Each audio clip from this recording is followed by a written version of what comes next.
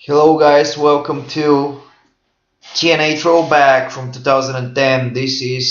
We're already 3 weeks out from lockdown. So this is what happened on last week's show. This is the recap. So we got the recap first from the previous week where Styles retained over RVD. Then we got AJ and Flair opening the show and talking about retaining the world title, and they completely ignored Steiner's interference in this match. And they also announced a celebration ceremony for tonight.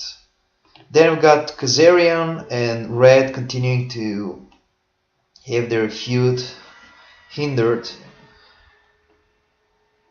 Then we got the tag match where Ryder and Robbie defeated Red and Kazarian, and Robbie kissed Christy. And then Ryder was really upset and confronted him. Then we got the Hernandez homicide and Morgan angle going on. Tara became #1 contender. Bischoff announcing #1 contendership match for the World Heavyweight title tonight. The Pope declaring an open challenge and him defeating Shannon Moore. Then we got the best of 5 series match with Generation Me took the lead. We got the World Elite angle going on. We got Devon and Ray putting their differences aside. A handicap match between World Elite and the Babyfaces. Then we got RVD calling out Steiner, but Pete Williams coming out, and Pete actually joined Steiner, and I'm gonna put them together again in a tag team, because I think they're pretty interesting. Then we got the 4-way, which ended in a no contest, and the purpose of this match to end no contest is to have Sting returning and pretty much wiping out AJ with his finisher. So we needed something like this. I know it's kind of a bullshit finish to have a 4-way no contest, but we needed it for the purpose of the booking. So now it's April 1st. And we are gonna book the next. We've got this Impact, and then we have 2 more Impacts until lockdown. So this is the perfect slot to put a filler match, which will get edited out in the later phase. Let's say we put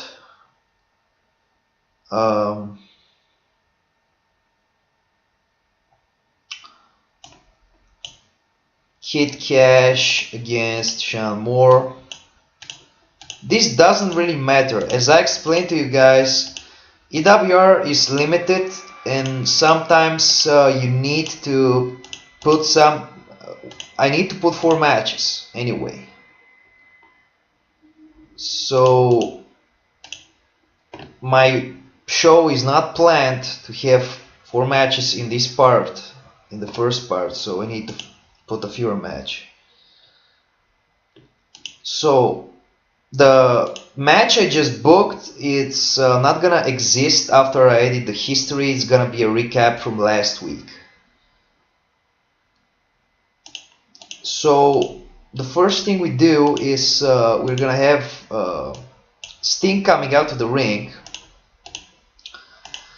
and he's gonna talk about AJ. He's gonna talk about Ric Flair. He's gonna say that AJ is a shell of his former self, and Flair is dragging him down.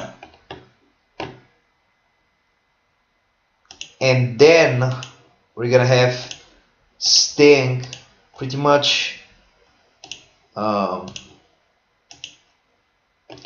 let's say call out and accept the challenge, but the purpose of this segment is for Sting to announce that he's the new #1 contender for AJ's world title because he spoke with Bischoff. So Sting is pretty much handed this world title shot with no actual match or nothing. Then at the back, we've got the authority angle.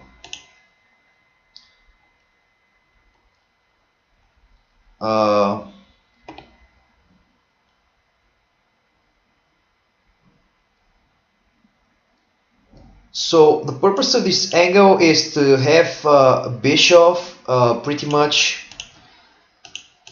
announcing that he will suspend Abyss because of his actions last week, because he attacked all of his opponents with a weapon. But Samoa Joe is gonna come in and gonna say, you know, I don't need to have Abyss suspended, I will beat him in a match. So at the end of the day, Bischoff will say, alright, Abyss and Joe, we have a go tonight. Then we have a tag match. You can see I'm following a pretty basic template. I'm kicking off the show with something that will involve the main event or some sort of a talking angle, and then we're moving on to the matches. So it's pretty much like TNA or WWE. I don't like beginning the show with a match. When I'm booking, I pretty much like to have the. I pretty much like storylines. I don't really like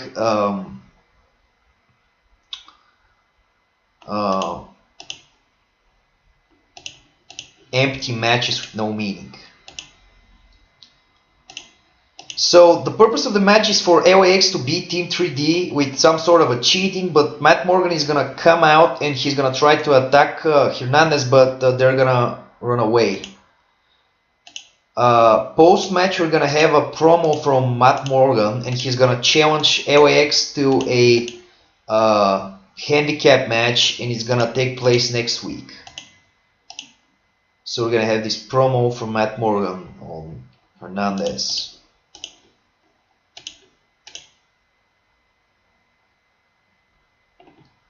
The next angle is gonna be backstage, and we're gonna have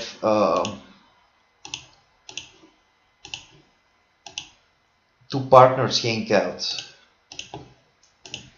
And we're gonna have Scott Steiner and Pete Williams being on the same page, and they will talk about RVD. So I'm trying to do some sort of a rivalry between Scott and RVD with Pete Williams, some sort of a side kick. Then we got the best of 5 series. This time the Guns will have to go over in order for them to go into the last match.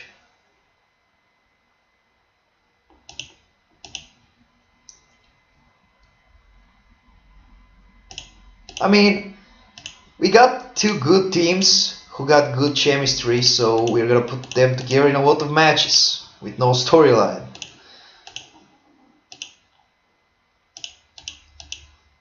So the purpose of this will be to build up to a future match, and of course the final blow-off match will take place on next week's Impact.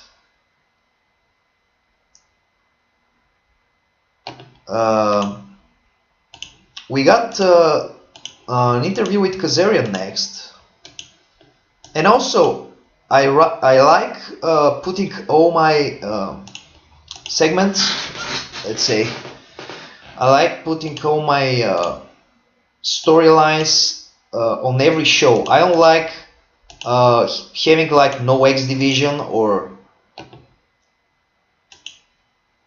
nothing like. Can't really explain. I'm trying to focus on the. I like to build up all my matches on each show. I like to have a separate segment for each of the guys that will be involved. I don't like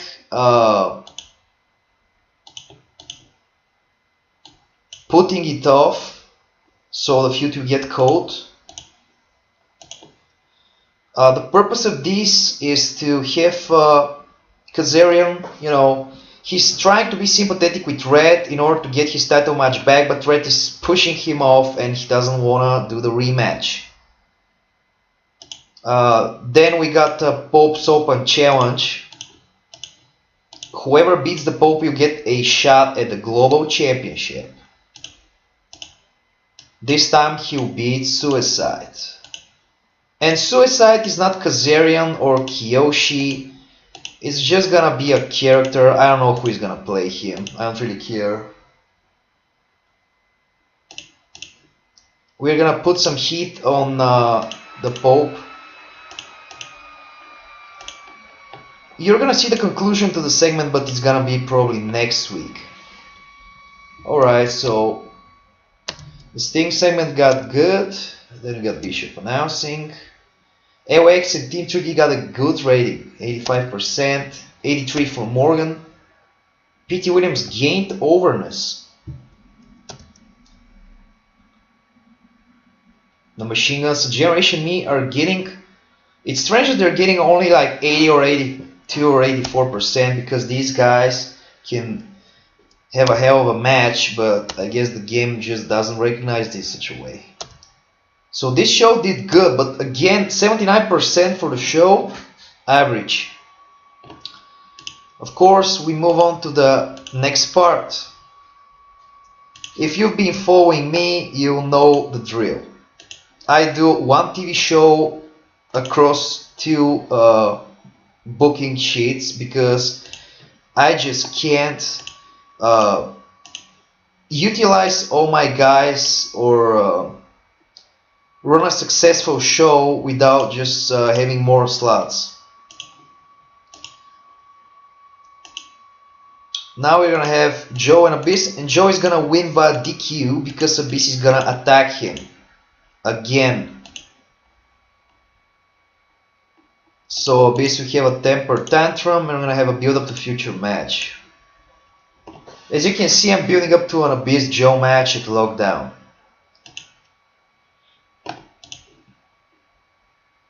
So backstage we're gonna have some sort of an altercation between Robbie E and Zack Ryder. They're still feuding over Christy Hemme, I guess. This feud, I'll drag it for a long time because I just find it interesting. We're gonna have some sort of a... I'm probably gonna drag it out till Swamiversary or something like that because it's kind of a love triangle. It started out as Christy Hemme trying to find a new partner for Zack Ryder, but then she got tangled up into Robbie E. But Robbie E probably doesn't know that Zack likes her, so it's gonna be interesting to see. Then we're gonna have a ambush angles.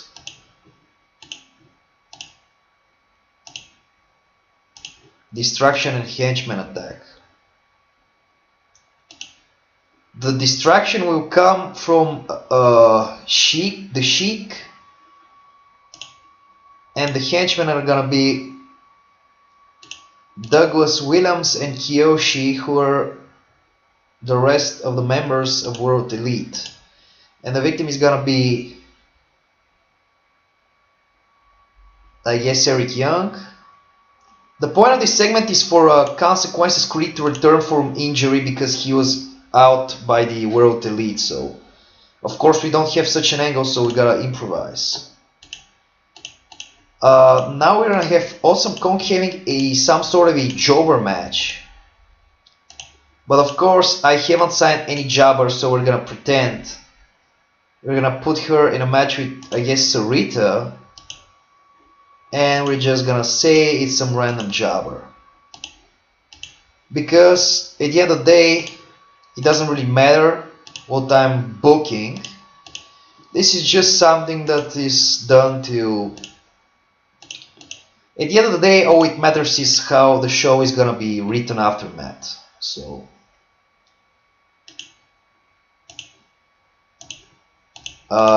now we're gonna have Diva, a Diva angle involving Christy Hemme, and he's gonna have a backstage argument, and she's gonna have a backstage argument with Zack Ryder over the thing with Robbie E, but you know they're not really girlfriend or boyfriend. Then we're gonna have Angelina Love cutting a promo on the beautiful people. Let's say Velvet Sky. Then we're gonna have a knockouts match again. I'm trying to build up Awesome Kong with some squash matches.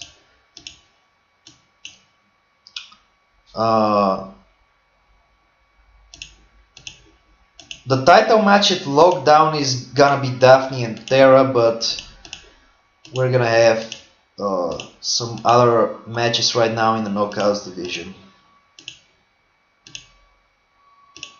I'm kind of booking the Knockouts division on the fly. I don't really care about it.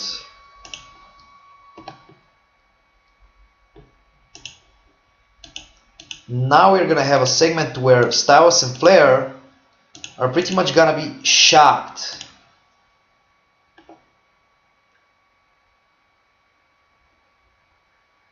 So yeah, let's say this. Let's say Ric Flair, you know. Styles and Flair are gonna be shocked because Sting is gonna get a title shot without actually doing anything. Just gonna be handed a title shot.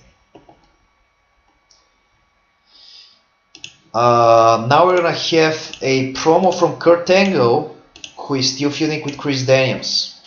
They're gonna have their blow-off match at Lockdown.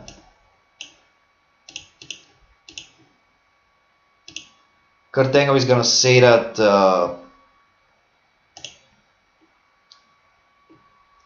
he's gonna team up with RVD, and this is the main event. The main event is gonna be Kurt Angle and RVD against Daniels and Scott Steiner.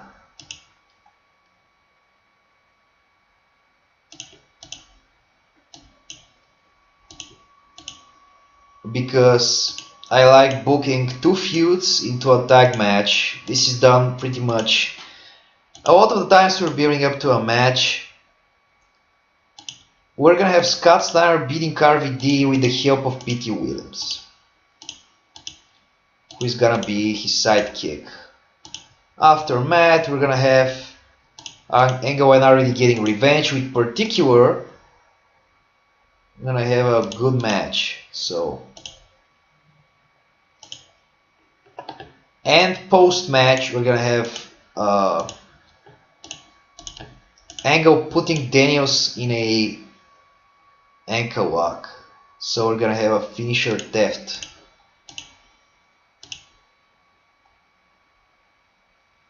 So the show is gonna conclude with Angle putting Daniels in an ankle lock because Daniels has been avoiding Angle and doesn't want this rematch. So we gotta build up some heat on this match. So Abyss and Joe, although it ended in a DQ, got an 86% rating. Then we got 73. They both lost owners, so that's not really good.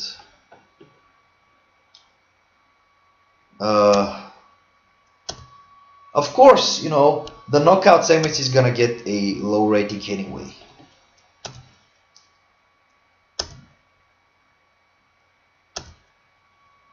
And the main event, 84%, 86 for Daniels, so we got 77% of the show. So this was the show this week. We got 2 more weeks until lockdown, and you're gonna see the full feud, breakdown and the matches probably in the next few episodes.